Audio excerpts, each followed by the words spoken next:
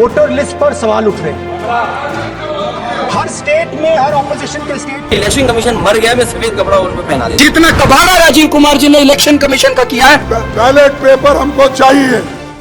विपक्ष भले ही देश की चुनावी प्रक्रिया और ईवीएम वोटिंग पर सवाल उठाता रहा हो, लेकिन दुनिया के सबसे ताकतवर देश अमेरिका में भारत के चुनाव प्रक्रिया की सराहना हो रही है।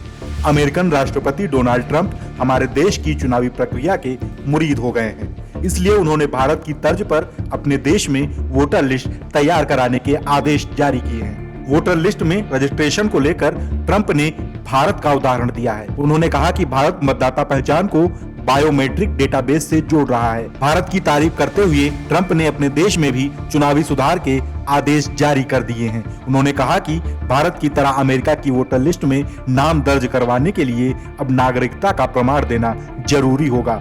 ट्रंप के आदेश के अनुसार अमेरिका की वोटर लिस्ट में नाम बढ़ाने के लिए अमेरिकन पासपोर्ट या जन्म प्रमाण पत्र देना अनिवार्य कर दिया गया है। हालांकि अमेरिका भले ही भारत की चुनावी प्रक्रिया को फॉलो कर रहा हो, लेकिन यहाँ का विपक्ष जब भी कोई चुनाव हारता है तो इसका ठीकरा चुनाव आयोग और ईवीएम पर फोड़ता है। कांग्रेस सहित सभी विपक्षी दल के नेता चुनावी प्रक्रिया पर सवाल उठाते हैं। इस फहरिस्त में सबसे पहला नाम कांग्रेस सांसद राहुल गांधी का आता है। उन्होंने लोकसभा में देश की वोटर लिस्ट पर सवाल उठाए थे। पूरे देश में वोटर लिस्ट पर सवाल उठ रहे हैं।